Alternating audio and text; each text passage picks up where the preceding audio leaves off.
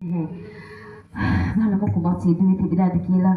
වෙනදනම් මාත් සමග කුමන දෙයක් තිබත් සාකච්ඡා කරනවා. මගේ විමසා සිටිනවා. රාජදේවිය ඔබ කොහෙද? අපි ඉවරයි වර්ණ රාජදේවිය. අපි ඉවරයි මුළු මොහොතම දිවුනේ ඉවරයි රාජදේවිය. කාංචනා ඉවසිලිවන්තව කියන්න කුමක්ද සිදු වුනේ? අර කැමි කුමක් හරි කරදරයක්ද? රාජදේවිය ඔව් දක්ෂිණ පස්සුවන මට හිත හදාගන්න පුළුවන්. ඒත් රාජදේවිය මේක සාධාරණ අපරාධයක්. ඔබතුමිය දන්නවද කුමක්ද මේ පරණස් කුමරු යරක් කැබියක පෙළ කරන්න කියලා? මට වැටහෙන්නේ නැහැ කාංචනා. කියන්නකො කුමක්ද කියලා. හොඳයි මම පවසන්නම්.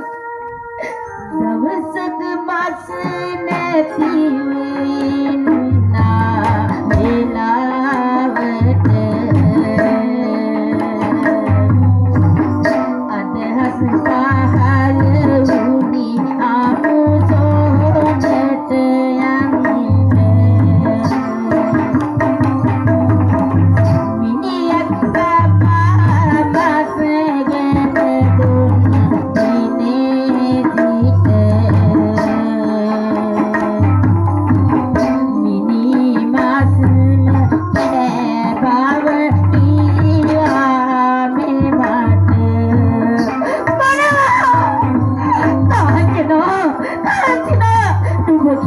සත්‍යයක්ද?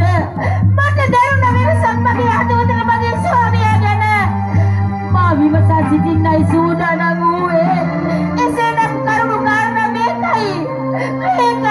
වරණස් කුමරුනි, මා ඔබ මස් අනුභව කරන බව සුරාපැන් පානය කරන බව දැනගෙන හිටියා. නමුත් මිනිමස් කන බවක් මා දැන සිටියේ නැහැ. ඔබ මනසක් යතු මනුසාත්මයක් අරගෙන